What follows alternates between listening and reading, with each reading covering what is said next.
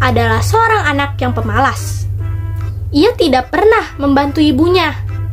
Setiap hari, ia hanya bersolek dan berjalan-jalan di sekitar rumahnya. Dia itu pembantuku. Ibunya hanya terdiam mendengar perkataan anaknya. Ibu, tolong aku! Jangan lupa subscribe ya guys, dan klik tombol merahnya. Subscribe itu gratis loh, gratis loh guys. Bye. Lama-lama kamu diam.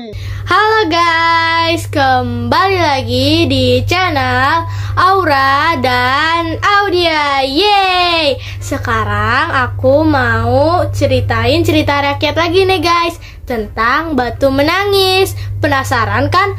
Tonton sampai habis ya. Sebelum mulai jangan lupa like, comment, share, and subscribe. Batu menangis. Kisah ini menceritakan tentang seorang gadis cantik yang menjelma menjadi batu akibat durhaka kepada ibu kandungnya. Nama gadis itu adalah Darmi. Ia sangat pemalas. Kerjanya hanya bercermin di depan kaca, sedangkan ibunya mencari nafkah di sawah dan di ladang. Dahulu kala, hidup seorang janda tua bersama putrinya yang cantik. Suaminya sudah lama meninggal dunia. Untuk memenuhi kebutuhannya, janda tua ini bercocok tanam di sawah dan di ladang. Sedangkan anaknya adalah seorang anak yang pemalas. Ia tidak pernah membantu ibunya. Setiap hari, ia hanya bersolek dan berjalan-jalan di sekitar rumahnya, agar setiap orang mengagumi kecantikannya. Semua keinginannya harus dikabulkan. Setiap kali dirinya disuruh membantu pekerjaan di rumah oleh ibunya, anaknya selalu menolak. Ibunya berkata, "Nak, bantu ibu bekerja." Anaknya pun berkata, "Itu kan kerjaan ibu, bukan kerjaan aku." Pada suatu hari, Darmi ikut pergi ke pasar untuk membeli sesuatu di pasar. Di tengah perjalanan, Darmi merasa malu berjalan bersama dengan ibunya. Ia pun menyuruh ibunya untuk berjalan di belakangnya. Sang ibu hanya menuruti perkataan anaknya. Darmi pun berkata, "Ibu, berjalanlah di belakang aku." Setiap kali ada orang yang bertanya kepada Darmi, siapakah orang yang di belakangnya? Ia selalu menjawab dengan nada sinis bahwa itu adalah pembantunya. Sang ibu yang mendengarkan perkataan anaknya sedih sekali hatinya. Ia tidak menyangka anaknya berkata seperti itu.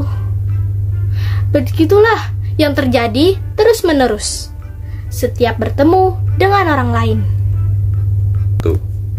Pada suatu ketika, di tengah perjalanan, Darmi bertemu dengan seorang pemuda yang sangat tampan. Pemuda itu pun bertanya kepada Darmi. Pemuda itu berkata, "Wahai gadis cantik, siapakah orang tua yang ada di belakangmu?" Darmi pun menjawab, "Oh, dia itu pembantuku." Ibunya hanya terdiam mendengar perkataan anaknya. Tiba-tiba, sang ibu berhenti, lalu duduk di pinggir jalan. Kemudian, Darmi membentak ibunya. Akan tetapi, ibunya hanya terdiam dan tidak menjawab perkataan Darmi. Kemudian, mulut ibunya berkata sesuatu dengan mengangkat kedua tangannya. Darmi semakin marah melihat ibunya. Akan tetapi, sang ibu tetap berdoa memohon agar Tuhan menghukum anaknya yang durhaka itu. Ibunya berkata, "Ya Tuhan, hamba mohon kepadamu. Hamba sudah tidak sanggup lagi menghadapi sikap anak hamba yang durhaka ini. Berikanlah hukuman yang setimpal kepadanya." Setelah sang ibu mengucap, tak lama kemudian langit menjadi mendung. Lalu hujan turun dengan sangat deras, disertai petir yang menggelegar. Tiba-tiba, secara perlahan, kaki Darmi berubah menjadi batu. Darmi sangat kaget dan menjadi panik. Darmi pun berkata, "Apa yang terjadi dengan kakiku? Ibu, tolong aku! Tolong aku, Ibu!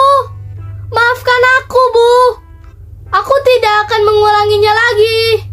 Darmi pun semakin panik. Namun, ibunya tidak dapat berbuat apa-apa lagi. Darmi tidak dapat menghindar dari hukuman yang diterimanya. Perlahan-lahan, seluruh tubuh Darmi berubah menjadi batu. Darmi terus berteriak, meminta pertolongan dari ibunya. Darmi hanya bisa menangis, menyesali perbuatannya. Ibunya sangat sedih melihat yang terjadi kepada anaknya. Sebelum kepala anaknya berubah menjadi batu, sang ibu masih melihat air menetes dari kedua mata anaknya. Semua orang yang lewat ikut menyaksikan peristiwa itu. Perlahan, langit pun kembali cerah. Seluruh tubuh Darmi telah menjelma menjadi batu. Batu itu kemudian mereka letakkan di pinggir jalan. Batu itu diberi nama Batu Menangis.